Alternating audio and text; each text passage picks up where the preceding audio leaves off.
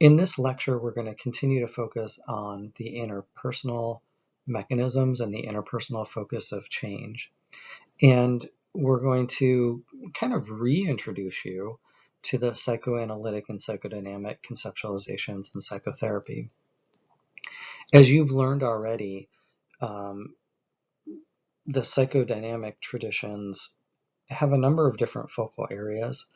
I think perhaps one of the strongest next to emotion is the focus on interpersonal relationships and how those interpersonal relationships can become problematic for us and how psychotherapy can change them. You will often hear people confuse psychoanalytic and psychodynamic, and so I want to talk just briefly about that. Psychoanalytic comes from the Freudian tradition. It still exists. It's still a thing.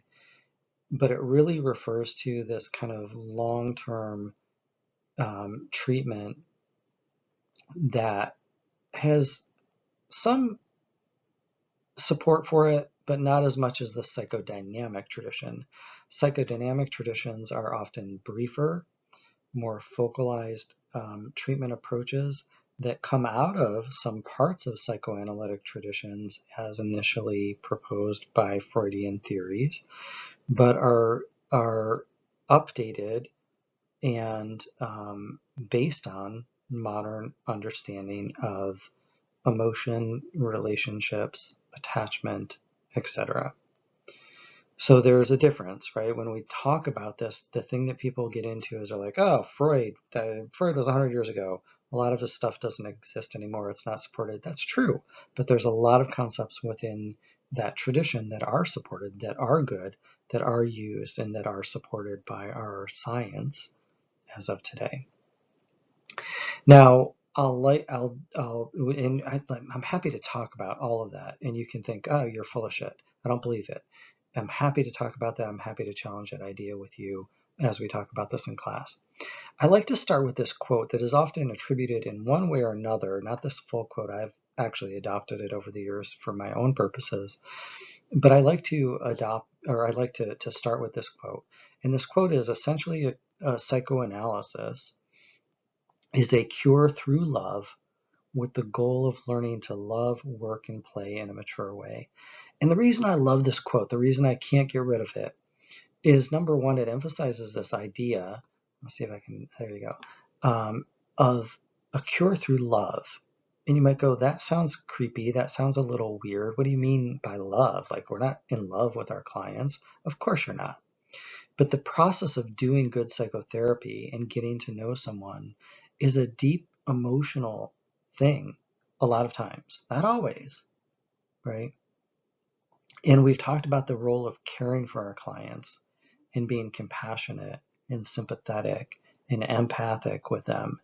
And those are all things that we do with the people that we actually love in our lives too.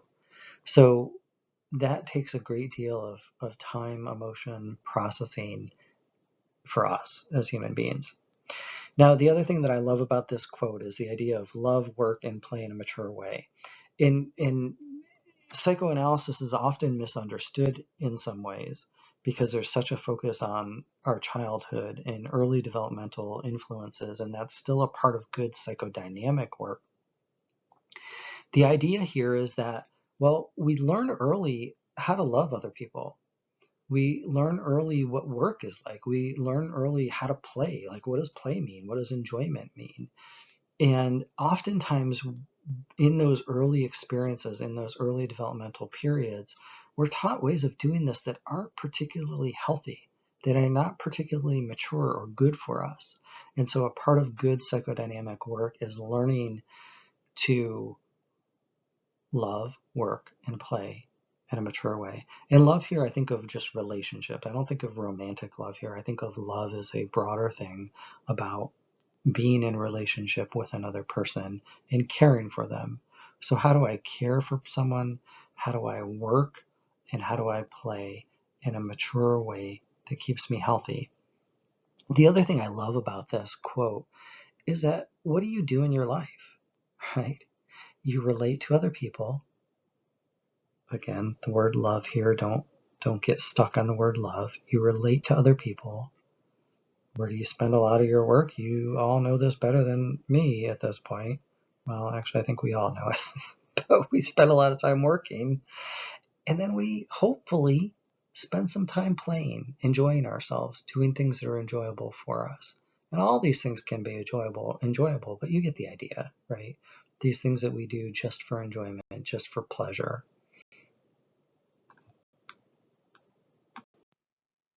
So you read an article this week on the efficacy of psychodynamic psychotherapy by Jonathan Shedler.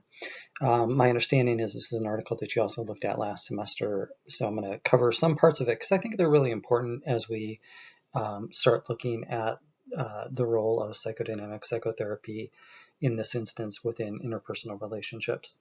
So Shedler talks about what psychodynamic psychotherapy is. And one of the important things that he mentions at the very beginning, and I think I've said this in class before, and I'll probably say it again, a lot of people get stuck when they think of psychodynamic. They think psychoanalytic, they think of Freud, they think of all of the things that Freud said that no longer hold any scientific merit to it.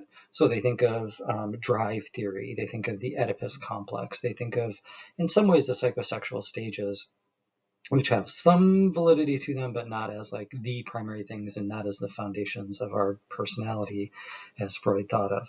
So they think of all these things, and part of this is because this is what they learn,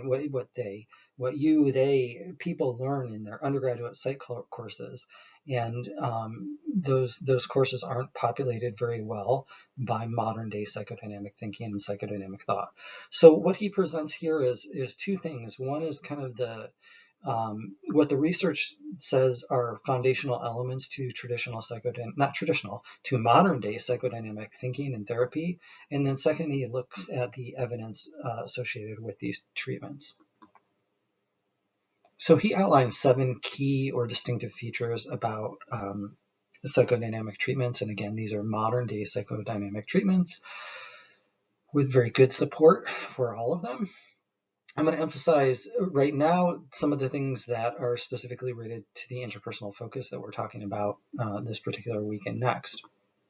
So number one, he talks about identification of recurring themes and patterns.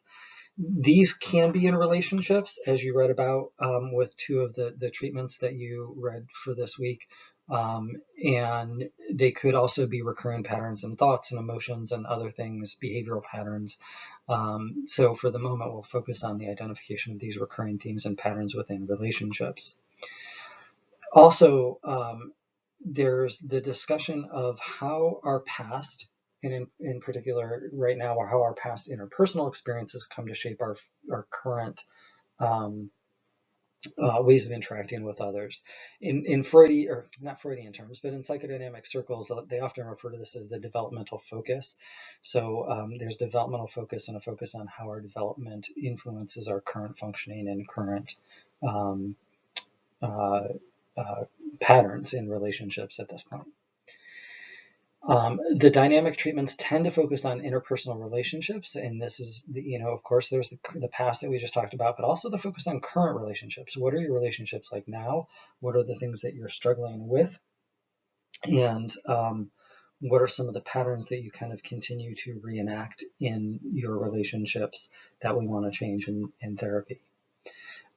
This focus on relationships also includes the therapy relationship. So depending on which dynamic therapist you're talking about, the therapeutic relationship may be a curative thing in and of itself. It creates this opportunity, as we'll talk about in a second, for a unique and new experience for you. It could also be a place where you come to learn about some of the conflicts and some of the difficulties that you have in interpersonal relationships because they get played out within the therapeutic relationship itself. So it can be curative, it can be informative, at times it can be even diagnostic. Dynamic therapists also talk and focus a lot on affect and expression of emotion. We're going to talk more about this when we get into our next section, our next focal area, which will be emotion. For the time being, we focus on emotion as it relates to interpersonal functioning. And remember, too, here, and this gets confusing for students sometimes, emotion is almost always, I talked earlier in another lecture about what do clients come to treatment for? they often come to treatment for two primary reasons. One is interpersonal relationships, as we're talking about this week. The second thing is they want their emotions to be different. They want to not feel as bad. And so emotions are a central component to the things that we're talking about. The difference that we're going to make is what causes the emotions to change from a conceptual level. This week and next week, we're talking about how we believe interpersonal relationships and changes in those interpersonal relationships result in emotional change, right? Our last focal area, we talked about how cognitions and changes in cognitions result in emotional change. As we move on, to just kind of a prelude to what we'll talk about next, we'll actually talk about changing emotions directly themselves and working directly with emotions. So we change emotions by changing emotions. But that's a really important distinction for each of you to stop, pause, and reflect on. Emotion may be the thing that we ultimately kind of our clients want to see change. The mechanism through which that change is going to occur is what differs in the different theories that we've been talking about and will continue to talk about. But dynamic therapists talk a lot more about emotion and emotion as it relates to other things than other therapists. Finally, not finally, one more. Dynamic therapists talk and look at ways in which clients tend to avoid distressing thoughts and feelings. We'll talk again more about this in our next segment when we talk about emotions. But some of this may be like, I am not going to engage in social relationships. I'm not going to engage in interpersonal relationships because they bring up emotions for me. And so as a dynamic therapist, I want to pay attention to what my client's trying to avoid and to try and bring them in direct contact with that as a means and mechanism of making change. And then finally, dynamic therapists also talk about kind of fantasy life. They talk about wishes and wants and desires and dreams.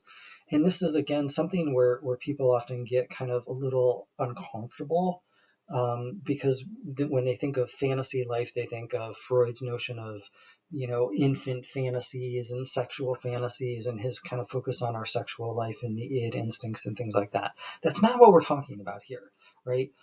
Even Freud is often misunderstood in terms of how he talked about this. But when we're talking about fantasy, we're talking about wishes, and wishes is a word that I focus in a lot when I'm doing therapy.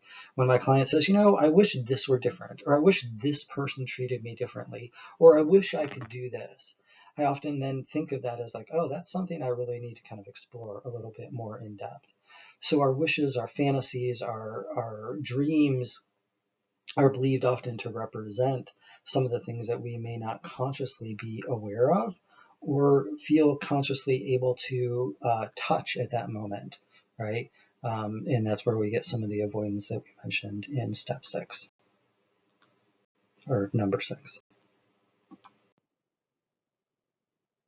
So I want to talk to you a little bit in this slide about why I think the dynamic and analytic traditions are important. You might be able to hear my cat in the background. She has joined me for this lecture.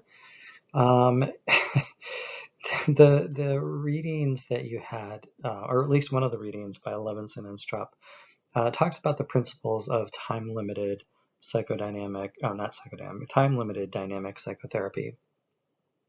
And this is on page 165 of these readings is where it starts.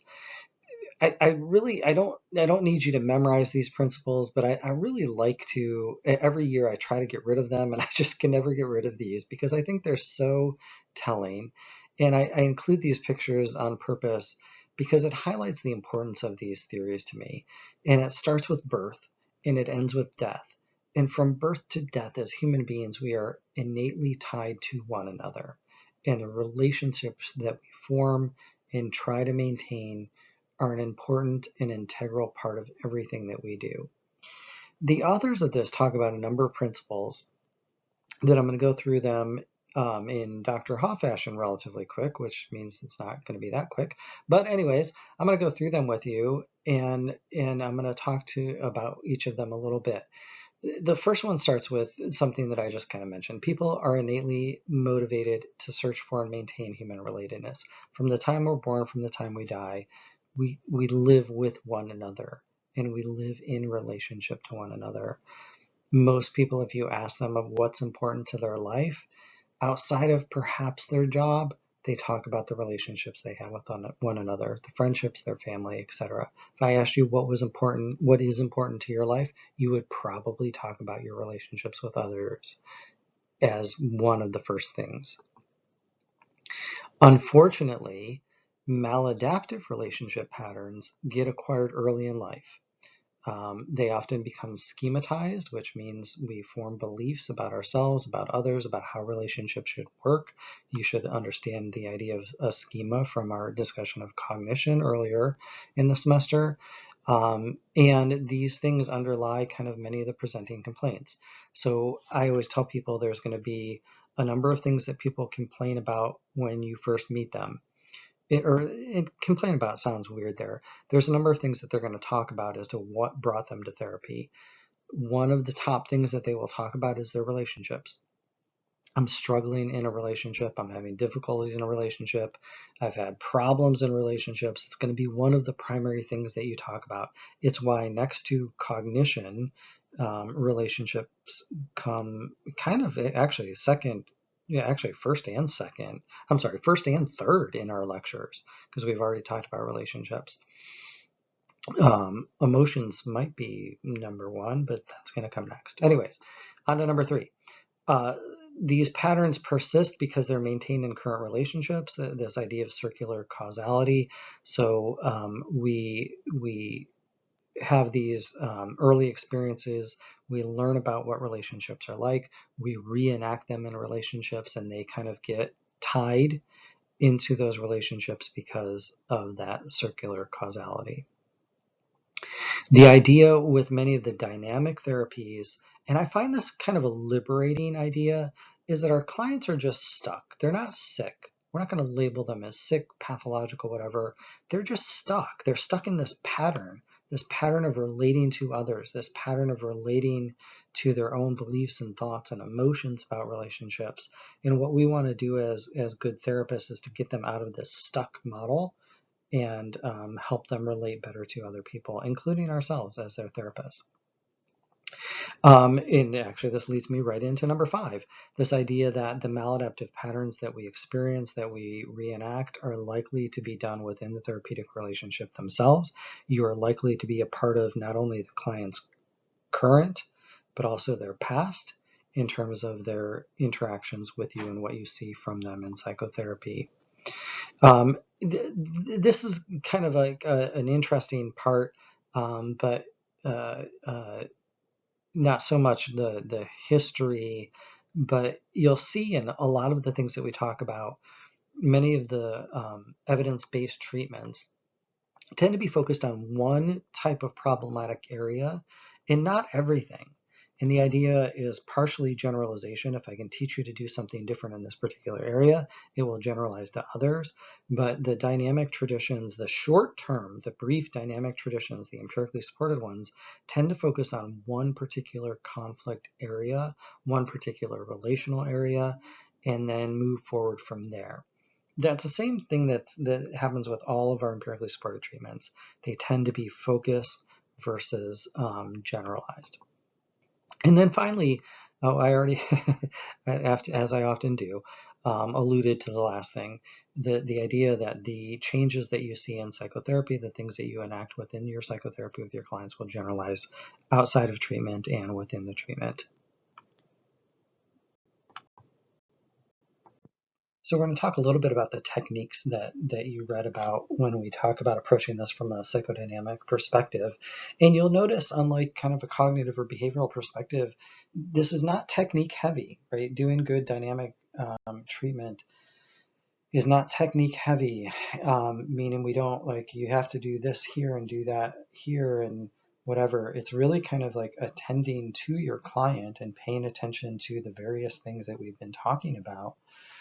But 3 kind of specific things that were discussed and that I think are important to both enact in sessions and to think about when you're thinking about doing these treatments. One is the goal of any good dynamic treatment is to provide your clients with new experience and new understanding. And I emphasize the and, they're important. I didn't have a stroke there or have a hiccup. I emphasize the and on purpose there because these are 2 different things. New understanding means new experience means I literally have a new experience in therapy in the interpersonal sphere, the interpersonal domain.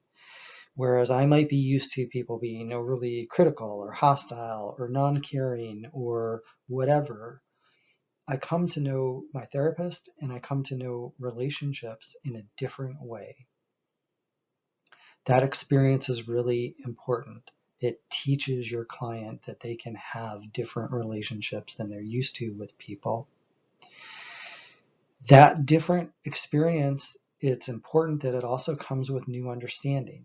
And I put interpretation here as number 3. Interpretation is a way for new understanding to occur. So I may interpret what's happening with my clients, why they might be experiencing things. Often a good interpretation ties the past to the present and brings the client to understanding their ways of interacting with people in a different way by understanding those links between past and present, right? So I have a new understanding, a new knowledge, a new way of thinking about relationships that comes out of these. The other thing that you read about in these, every time I read it, it's like, oh, well, okay, that sounds easy enough. You read about supportive and expressive strategies as well. And I'm going to actually start with the expressive side of this. In expressive strategies, in some ways, it's a lot like Socratic questioning. I am going to work with my client to better express their wants, their needs, their wishes, their thoughts, their beliefs, all of those different things, again, with that goal of that new understanding. But the idea here is that my clients can start to better understand themselves the more I allow them and get them to express what they're thinking. This sounds easy, except when you start thinking about that other thing we've talked about, and that is the avoidance, the resistance, those things that are very important concepts in dynamic therapy. So it's very easy for me to say, oh yes, I'm going to have my clients explore their thoughts and emotions about relationships. As I just recently had a client, for example, who said, you know what, I just don't like to think about these things. I can't think about these things. I don't like thinking about myself as a bad mother.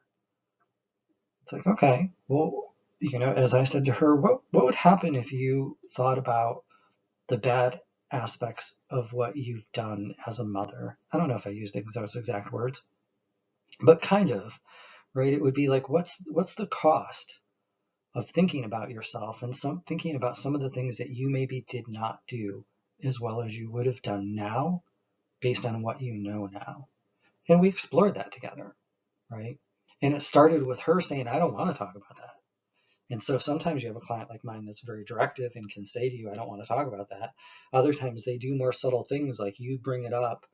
There's another client of mine where, like I always say, I noticed that you just shifted from like something really emotional to something that feels a little safer or that feels very intellectualized, right? So it may be a more subtle avoidance or a more subtle kind of moving away from things that are difficult for clients.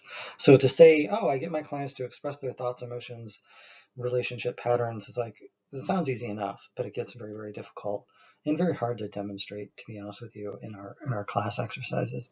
The supportive part of this is really, again, kind of some of the things that we've talked about already, some of the things we talked about last semester, this idea that I'm going to support, I'm going to validate, I'm going to help clients to cope with things that are going on in their lives. And I'm going to balance kind of when do I need to support, when do I need to push and have clients express. And that's always kind of a give and take in our therapy. So those are the 3 kind of main kind of strategies and techniques that we use in this type of treatment. And again, sounds easy enough in some ways, but very difficult when you actually get into clinical practice. So what is it that is actually changing in these treatments? And I've outlined 4 things again that kind of cut across the different readings that you had for this week. To give you a better sense of what am I actually kind of changing. And obviously, again, our focus here is on changing interpersonal relationships, but this takes it a step further as to like, how do I do that? What is the actual things that I'm trying to change? And one is these interpersonal schemata or interpersonal schema. You'll see, and this is where I love to see kind of the overlap and the way that you can start to integrate, because you'll see an integration here of cognitive theories and topics, as well as dynamic theories and topics. And so the idea here is that we have interpersonal schemata, we have interpersonal beliefs. How should relationships work? What should they look like? What's my role in them? What should other people give me? And often our clients come to us with dysfunctional schemata regarding interpersonal relationships. And so one of our goals is to change them to be more functional, realistic, balanced. The second thing, and again, here's the overlap with behavioral therapy, is we want to change interpersonal behavior. And the difference between behavioral therapy and some of the dynamic therapies is how directive we are at doing this. So in another segment of our class for this week, we talked about changing things through demonstration, instruction, education. Here we're really kind of demonstrating them, if you will, via the relationship that we have with our clients. We're also demonstrating this via attempting to get them to engage in new behaviors and look at how those behaviors change over time. You know, wow, that sounds like behavior therapy. Well, in some ways it is. It's a variation of exposure therapy. One of the first really kind of attempts to integrate, of historical note, is an integration between psychodynamic and behavioral theory and concepts. And you can see some of those things start to emerge. This is about exposure, right? It's just kind of in a less directive way than we might do with behavioral therapy. And as we talked about earlier, if you get a really reactive client, and you say, I want you to go out and do this, or we're going to do a role play in session, they may not like that, right? Versus a more indirect, or I shouldn't say indirect, non-directive approach that we see with psychodynamic treatments.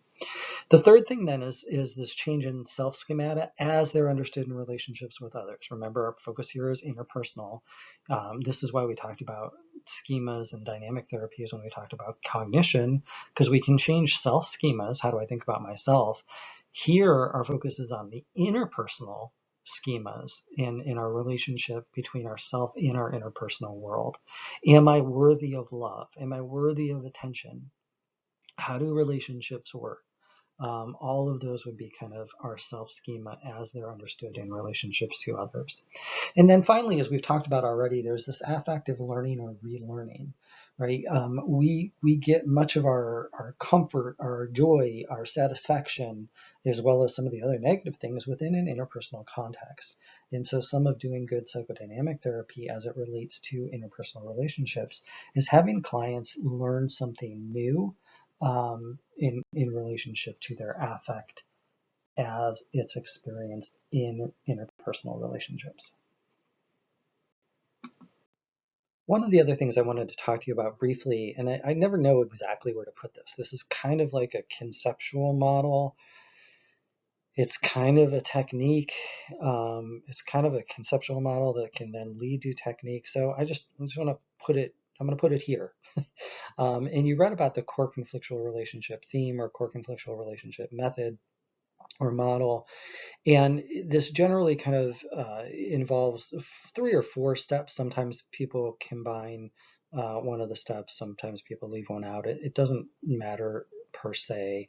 Unless you're being supervised by a staunch kind of psychodynamic person. To me, it doesn't necessarily matter. The concepts and the ideas here are what's important.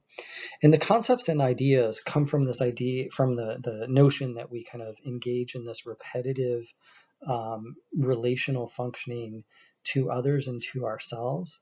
And one of the things as a therapist that we want to do is to better understand what are the core conflictual relationships that you have, what are the themes that you keep repeating.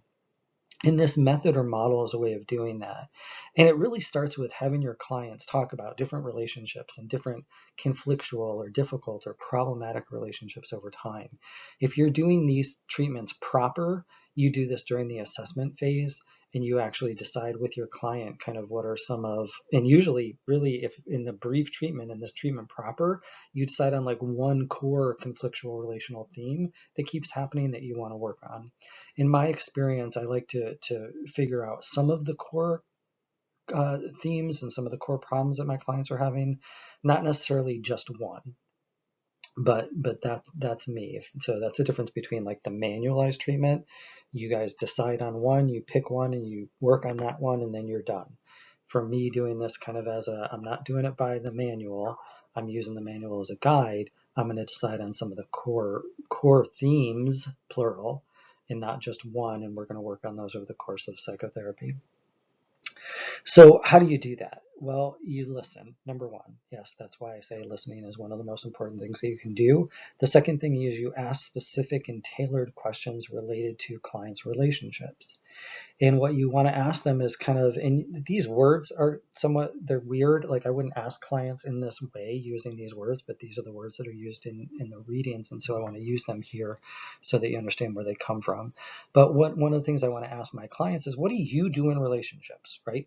How do you interact? These are the acts of self. What do I do? How am I in relationship? How do I act in relationships? The second thing is, what do I expect others' reactions to be?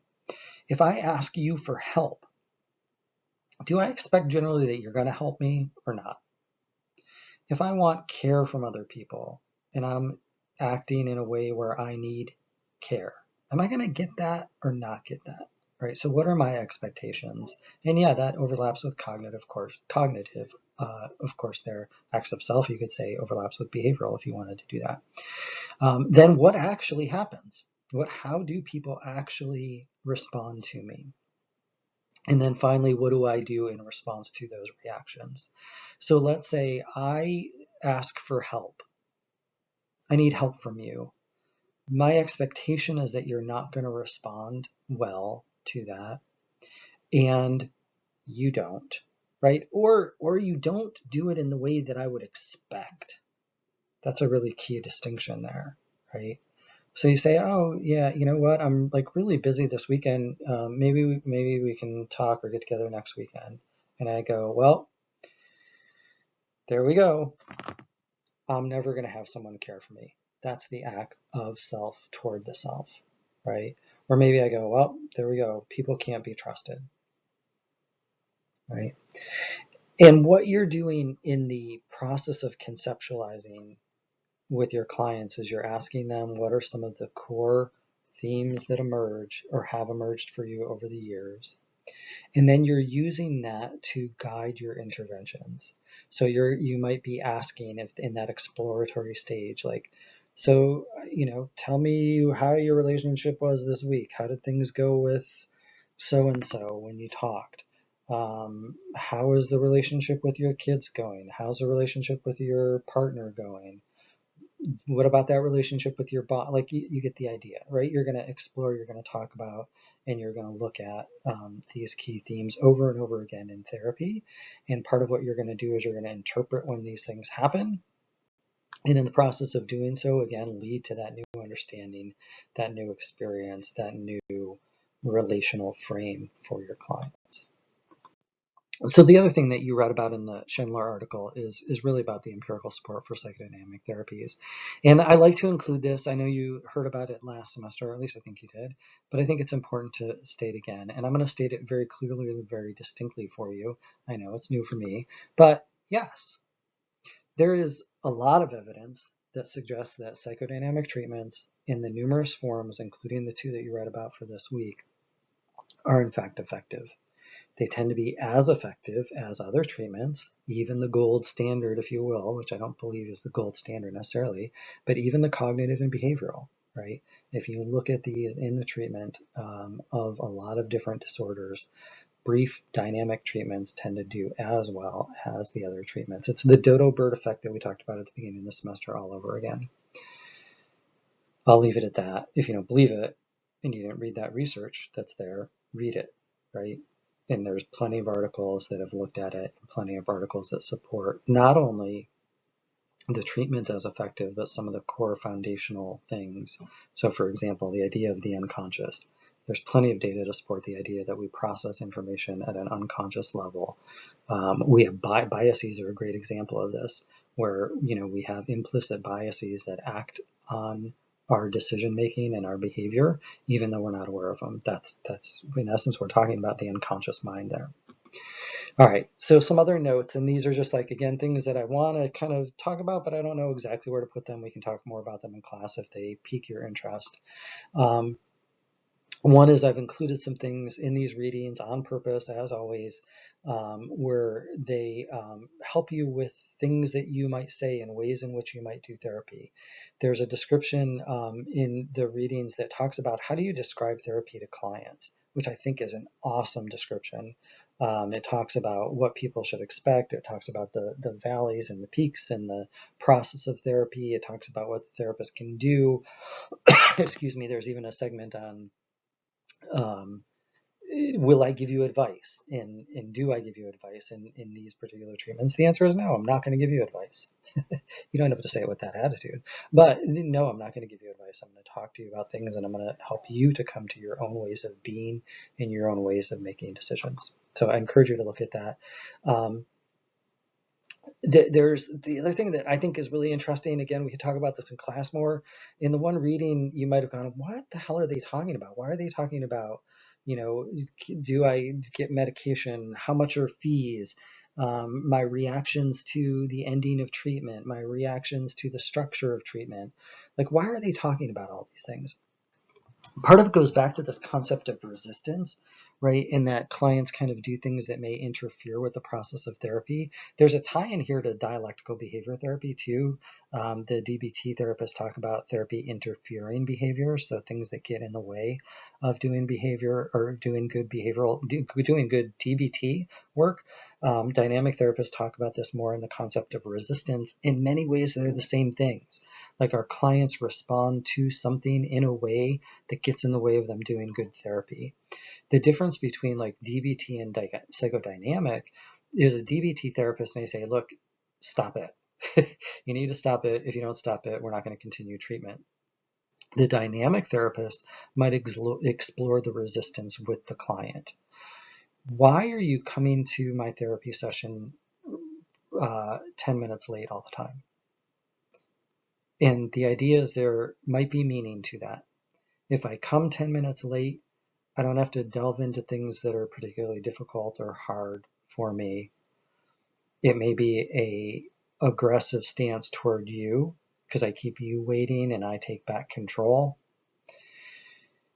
The danger with dynamic treatments is it may be that I don't have reliable transportation, right? And this is where kind of the idea of understanding our clients' cultural, their unique living circumstances, and who they are as a person in their cultural context, their situation in life is important, so that we're not attributing it to things that it shouldn't be attributed to versus things that are real in a client's life. So anyways, I'll point that out, like just in case you had questions of like, why the hell are they talking about that? That's why we're talking about it. And then the last thing, don't forget to pay attention to the examples. There's case examples, there's transcripts in these readings. Almost every reading I have for you, I try to include things that have transcripts, that have case examples, that have ideas of conceptualization. As I've said to you in class, and I'll say it again probably repeatedly, those are the easiest things to skip over because you only got so much time and you can only read so much damn shit, right? But read those, right? Pay attention to those and read those. They provide great examples of what this actually looks like in psychotherapy.